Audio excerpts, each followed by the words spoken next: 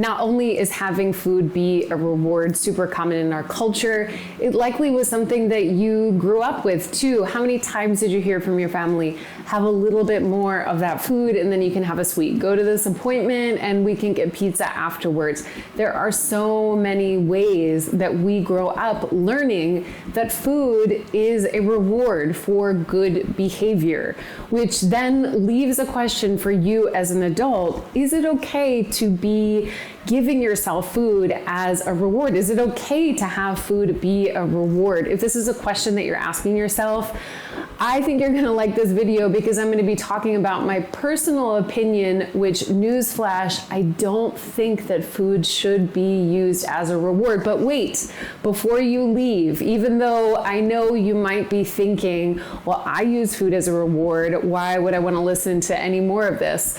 I promise that it's going to be helpful because I'm gonna talk about the nuances of what I mean when I say food shouldn't be used as a reward.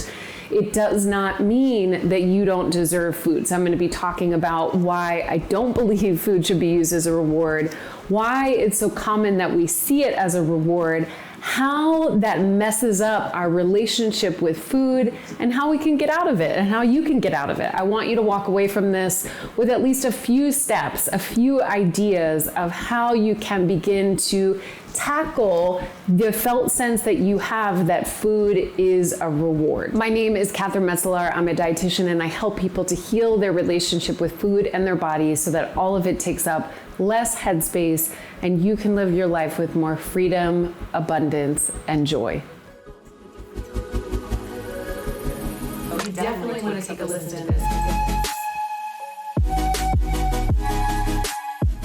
It is super commonplace, as you likely already know and have experienced growing up, to be given certain kinds of foods as rewards, and in particular rewards for good behavior. If we behave good, if we do what our parents tell us to do, if we do well in school, it's not uncommon that parents or caregivers or certain family members will offer food as a reward for your behavior. And while in a way there's nothing wrong with that, what it ends up doing both in our childhood and then as we turn into adults, into the adult that you currently are, it sets up this pattern where we feel like we need to do something really good in order to deserve certain kinds of foods. And I keep saying certain kinds of foods because I want you to think just for a moment, what were the kinds of foods that you were given as a reward growing up? They likely weren't broccoli and salads and things like that. It was likely other foods that are deemed bad foods like sweets and pizza and other foods that I know that you can think of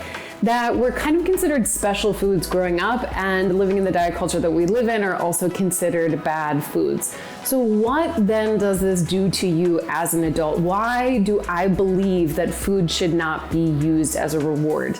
It creates a couple of things for you. One, it feels like you need to do certain things in order to deserve food.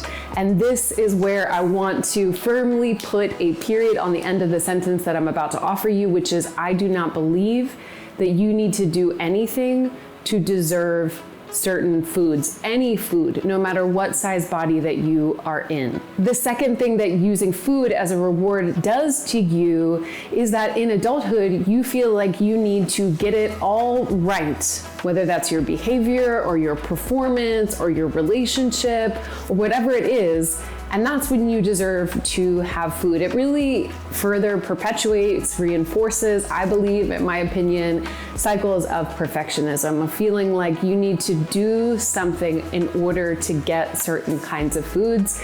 And therefore, as a result, it really messes with your relationship with food. So when I say that food should not be used as a reward, what I'm not saying is you don't deserve to have access to those foods or eat those foods that you would normally use as a reward regularly. No.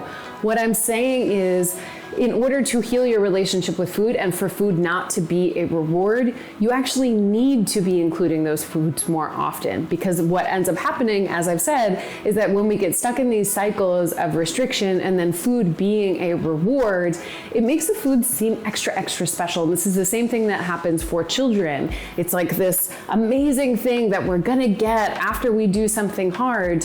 When that imbalance of feeling like foods are bad, but yet they're really desirable and really exciting, creates all kinds of internal turmoil. You're feeling like, wait a minute, I love this food, I enjoy this food, and yet I shouldn't be having it. No, we are wanting to break those cycles of there being certain foods that are better and certain foods that are worse for us.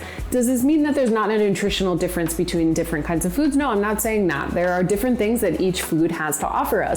But if we're wanting to get out of certain cycles of feeling like we can't control ourselves around food, and in this case, feeling like food is a reward, that we're going to have to challenge our beliefs around food, because again, there are likely certain foods that are rewards for you. If you're in a position right now where you're feeling like, yes, food is a reward for me, no, I don't like it, but no, I don't want to give up those foods, and of course you don't, here are a few things that I want you to consider that will likely challenge your relationship with reward foods and hopefully help you to take some steps out of using food as a reward. The first step in breaking the cycle of food being a reward is to think about other things that you can offer to yourself that have nothing to do with food when you've completed a task, something that you're proud of, something difficult that you're going through. Does this mean that you have to eliminate food entirely in terms of it being comforting or in terms of it being something that you offer to yourself when you've experienced something difficult? No, we want this to stay on the list and be an option. The reason why I'm saying expand your list of other things that you can offer to yourself outside of food for a reward is that you will find yourself in situations where you're going to want to offer yourself some kind of reward, but if you don't have other things to pull from, you will continuously go back to using food as a reward. So I want you to create a list, sit down, write it down. What are the things that you like to do, receive, experience when you're going through something difficult, when you've done something that you're proud of, when you've maybe gotten a grade or completed a task or sent that hard email or whatever it is? I want you to have that list. It can be helpful to have it in the notes section of your phone, something that you can go to and offer to yourself that isn't food. The second thing that I want you to do, and this one is a big one if you are using food as a reward, is to really give some thought, some critical thought around first looking at the foods, and I'm going like this because I want you to write them down. Writing it down can be super helpful. Write down the foods that you consider currently to be a reward and ask yourself why those foods. What are the kinds of things that have influenced how those foods got onto that list? And I'm gonna go out on a limb and assume that the foods that are on that list are not the foods that you regularly give yourself permission to have. And if you are eating those foods, likely there's all kinds of dieting thoughts and critical thoughts about how you shouldn't be having them, how you should be limiting them. And they're probably the usual culprits in dieting culture. They are likely carbohydrate-rich foods or sweet foods or a combination of both, or maybe even fat-rich foods, foods that you've been told that you shouldn't be eating and only are allowed to have if you have earned it, right? Those are the foods that usually end up on that list. And they're influenced by what our parents have told us, by what diet culture has told us, a combination of both. This messaging is reinforced everywhere we look. Once you have that list, I want you to systematically work through that list and start including those foods more often. And I imagine you're already thinking, how am I supposed to go from feeling like I love these foods and these foods are only reserved for very special occasions and I am afraid of eating these foods if it's not on only a special occasion, to going from including those foods regularly in my diet, in your diet?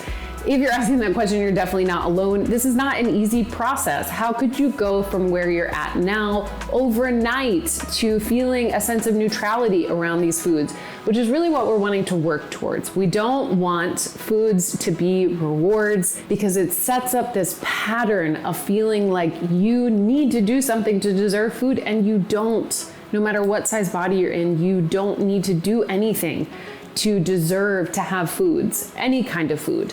And so in order to break that, in order to just cut right through it and stop this system of food being a reward, we have to really pay attention to the kinds of foods that we're using as rewards and start including them regularly. This can start off really small for you. You can start including some of the foods on the list at certain meals. You can start including them during snack time. You can go out with friends and get certain kinds of foods. Essentially, over time, we want to normalize these foods. We want to make them not special. It doesn't mean they're not going to be exciting and pleasurable, just not particularly special. And we want to reinforce to ourselves and challenge that belief that likely you have inside of you that you need to do something in order to deserve those foods, because you don't. In summary, we have talked about the problems with using food as a reward, how that happens often in childhood and then carries over into adulthood, and how diet culture just reinforces those messages. Why I personally don't believe that food should be used as a reward, because you deserve food no matter what. You don't need to earn it. You don't need to do anything good or special. That a variety of foods and foods that you enjoy and that are pleasurable is your right as a human. And so in order to challenge the difficult relationship that you have with food being a reward, then we have to start working towards including the food regularly. And you can do that by getting a good sense for, one, what's going on, what foods are rewards, and really start thinking critically about how you can start including them. I know it's not that easy. Please be patient with yourself in this process. Think about how long you might have been using food as a reward and how long it might take you to unpack your food beliefs, challenge your food beliefs, and then start to include these foods more regularly. I can tell you with certainty that you are not alone when it comes to using food as a reward. This is a very common experience. And it can change over time by both normalizing those foods and also really connecting to, how do you honor your needs? How do you honor yourself or reward yourself when you've done something that you are proud of? All of these things can most certainly help. And I hope that this is helpful for you in really rethinking your relationship with reward foods, as well as challenging yourself to not make those foods as rewards anymore. Thank you so much for watching this video. If you like the video, give it a like below. I always appreciate that. If you want more from me, check out all the free resources that I've provided for you below. Know that you are not alone in this journey. We are in this together in taking down diet culture and really helping you to heal your relationship both with food and your body. I will see you back here soon.